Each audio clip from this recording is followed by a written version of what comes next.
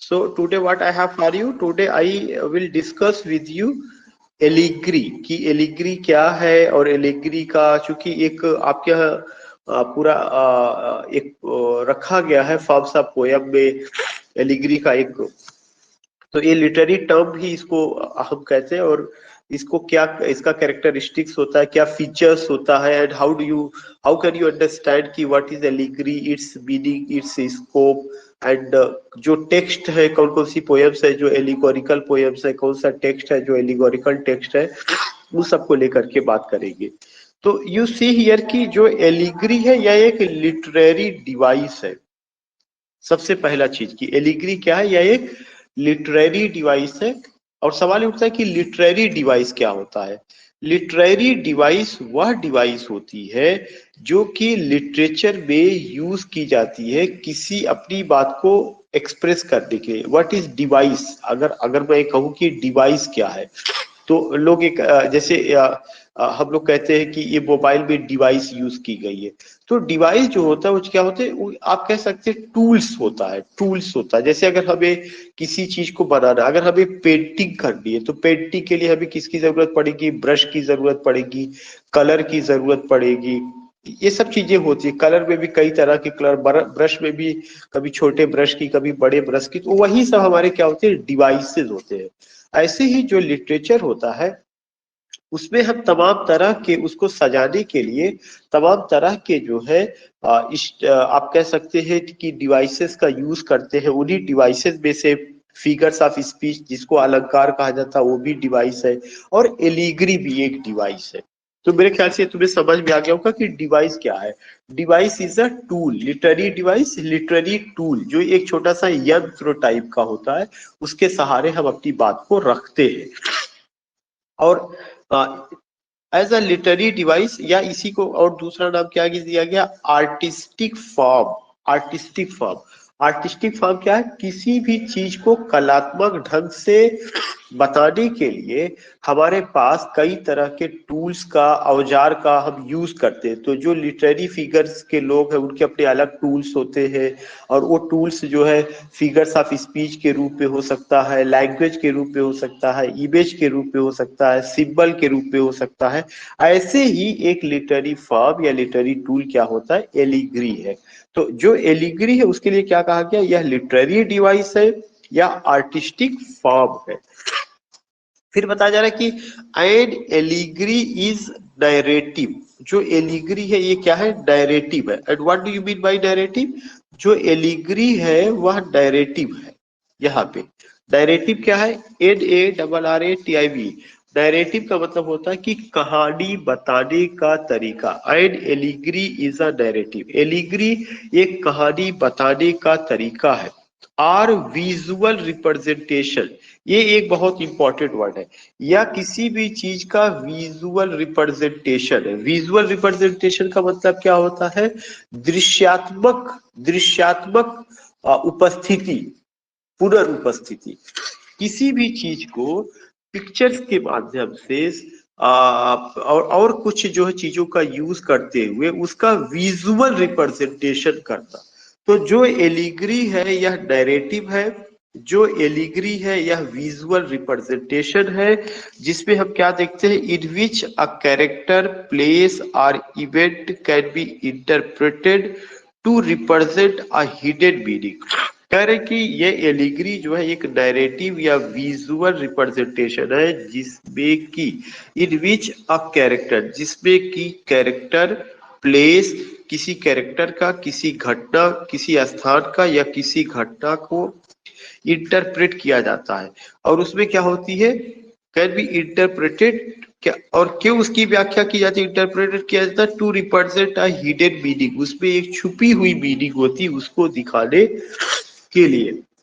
और यह जो छुपी हुई मीनिंग होगी, या छुपी हुई मीनिंग हमें क्या नसीहत देगी, या तो यह मोरल या तो पॉलिटिकल सिग्निफिकेंस का होगा। जो भी कहानी उसमें बताई जाएगी या तो वह नैतिक महत्व का होगा या राजनैतिक महत्व का होगा। तो मैं फिर से बता दूं कि आज की क्लास में हम लोग किसको लेके बात कर रहे हैं, आज की क्लास में हम लोग एलिग्री को लेकर के बात कर रहे हैं। और उस एलिग्री में एक सबसे इंपॉर्टेंट चीज क्या है, लिटरेरी एलिग्री क्या होता है? यह एक लिटरेरी डिवाइस होता है। लिटरेरी डिवाइस का मतलब लिटरेरी टूल, जिसके सहायता से या with the help of allegory हम क्या करते हैं, वी जस्ट आप कह सकते हैं कि we just make our literary piece beautiful, या to give our literary piece and artistic form, या अपने लिटरेरी पीस को हम एक उसको कलात्मक रूप देने के लिए हम उसका यूज करते हैं। तो एड एलिग्री यह क्या है? इज अ नैरेटिव, यह एक नैरेटिव है। Or visual representation, visual representation का मतलब क्या होता है? या तो इसके माध्यम से कहानी को सुनाया जाता है, नैरेटिव का मतलब कहानी को सुनाया जाना, या तो कहानी को या तो किसी घटना को दिखाया जाएगा, दिखा करके जो उसका विजुअल रिप्रेजेंटेशन कि ऐसे ऐसे ऐसे ऐसे हुआ, वो चीज जो है दिखा करके जो है। और इसमें जिस चीज को दिखाया जाता है, किस चीज को दिखाया जाता है, इसमें कैरेक्टर को भी लेकर के बात की जा सकती है, प्लेस को भी लेके बात की जाती है, इवेंट कोई घटना घटित होती है उसको लेकर के दिखाया जाता है। और फिर उसके बाद उस कैरेक्टर, प्लेस या इवेंट को क्या किया जाता है? इंटरप्रेट किया जाता है, उसकी व्याख्या की जाती है, उसको समझाया जाता है। क्या करने के लिए समझाया जाता है? To represent a hidden meaning, एक उसके अंदर छुपी हुई जो मीनिंग होती है उसको प्रेजेंट करने के लिए। विद मॉरल और पॉलिटिकल सिग्निफिकेंस, आप कह सकते हैं कि मॉरल नैतिक और पॉलिटिकल सिग्निफिकेंस, पॉलिटिकल सिग्निफिकेंस क्या है? उसका राजनैतिक महत्व बताने के लिए, और या राजनैतिक या नैतिक महत्व बताने के लिए।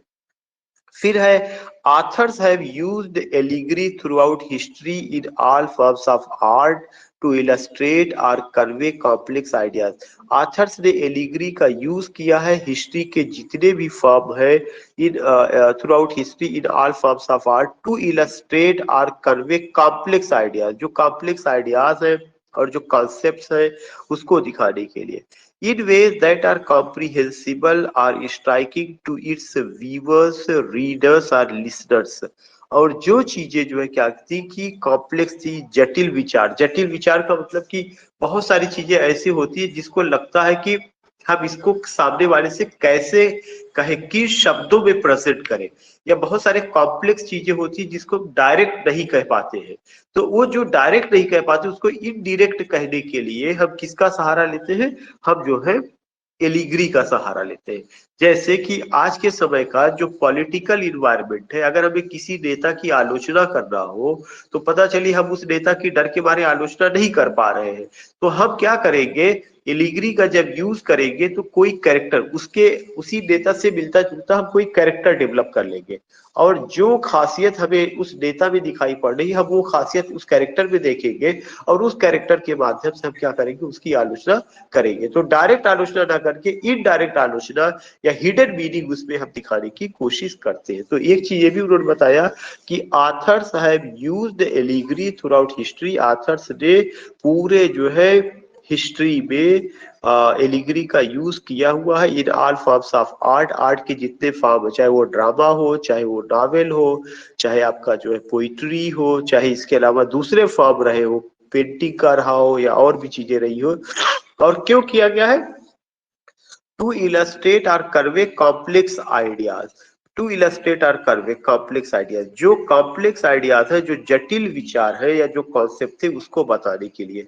इन वेज दैट आर कॉम्प्रिहेंसिबल और स्ट्राइकिंग टू इट्स व्यूअर्स, और ये काफी हद तक जो व्यूअर्स है, रीडर्स है या लिसनर्स है उनको यह क्या करता है? स्ट्राइक करता है, काफी समझ में आता है कि बहुत सारी बातें ऐसी थी जिसे हम समझा नहीं पा रहे थे, कह नहीं पा रहे थे, बट ये एक तरीका डेवलप किया गया कहने के लिए। Writers and speakers typically use allegories to convey semi-hidden or complex meaning। करें राइटर्स और स्पीकर्स क्या करते थे? Writers and speakers typically use allegories, वे एलिग्रीज का यूज करते हैं टू कन्वे सेमी हिडन और कॉम्प्लेक्स मीनिंग। क्या करने के लिए? हिडन या जो है कॉम्प्लेक्स मीनिंग को प्रेजेंट करने के लिए। Writers and speakers typically use allegories to convey semi hidden और complex meaning through symbolic figures, symbolic figures के माध्यम से, एक्शंस के माध्यम से, इमेजरी के माध्यम से और events. which together create the moral, spiritual और political meaning the author wishes to convey। और इसके माध्यम से वे moral, spiritual या political meaning को जो है प्रकट करते हैं। Many allegories use personification, करें बहुत सारी एलिग्रीज ऐसी होती है जिसमें पर्सोनिफिकेशन का यूज किया जाता है। पर्सोनिफिकेशन का मतलब it's a figure of speech, जिसको हिंदी में मानवीकरण कहा जाता है। मानवीकरण जो फिगर ऑफ स्पीच है या पर्सोनिफिकेशन, उसमें ये दिखाया जाता है कि जो एब्स्ट्रैक्ट कॉन्सेप्ट है, एब्स्ट्रैक्ट मतलब जो चीजें अमूर्त है, वे जो है ह्यूमन जैसा बिहेव कर रही है। जैसे अमूर्त चीजें क्या है, स्माइल हो गया, ब्यूटी हो गई, ग्रीड हो गया मतलब लालच, ऑल दीज थिंग्स जो है। तो अगर आप ये सबको एक पर्सन मान ले और ये दिखा दे कि ये पर्सन जैसा बोल रहे या पर्सन जैसा बिहेव कर रहे, तो उसको क्या कहा जाता है, उसको पर्सोनिफिकेशन कहा जाता है। सो जो एलिग्री है यह लिटरेरी डिवाइस है, यह आर्टिस्टिक फॉर्म है जिसका यूज किया जाता है कहानी को बताने के लिए, नैरेटिव के लिए या विजुअल रिप्रेजेंटेशन के लिए। और जब आप उसमें जो है किसी भी चीज का नैरेटिव करते हैं, विजुअल रिप्रेजेंटेशन करते हैं, तो कैरेक्टर हो गया, प्लेस हो गया, इवेंट हो गया, उसको आप इंटरप्रेट करते हैं और उसमें जो हिडन मीनिंग होती है उसको आप दिखाते हैं। साथ ही साथ मोरल या पॉलिटिकल सिग्निफिकेंस भी उसका रहता है। These things we see. So what I want to say कि writers and speakers typically use allegories। जो writers है और जो speakers है वे allegories का यूज टिपिकली करते हैं। उसका मकसद क्या होता है, कन्वे सेमी हिडन और कॉम्प्लेक्स मीनिंग, सेमी हिडन या कॉम्प्लेक्स मीनिंग को प्रेजेंट करने के लिए through symbolic figures, symbolic figures के माध्यम से एक्शंस, इमेजरी और events which together create the moral, spiritual और political meaning, जिसका मकसद होता है कि नैतिक, आध्यात्मिक या राजनीतिक मीनिंग को बताना। The author wishes to convey, और आथर की यह इच्छा होती है कि वह उसको कन्वे करे। मेनी एलिग्रीज यूज पर्सोनिफिकेशन, बहुत सारी एलिग्रीज का यूज किया जाता है पर्सोनिफिकेशन के लिए of abstract concepts.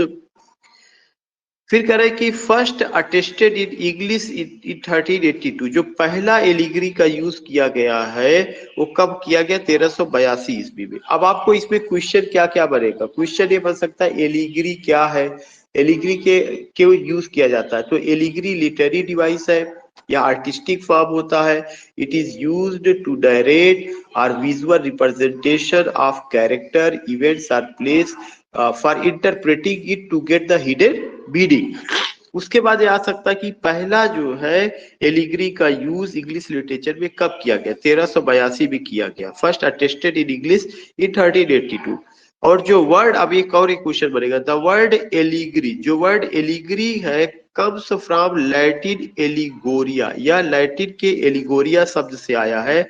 The इटालियनाइजेशन of the Greek, और यह क्या है, यह जो है ग्रीक भाषा का इटालियनाइजेशन किया गया।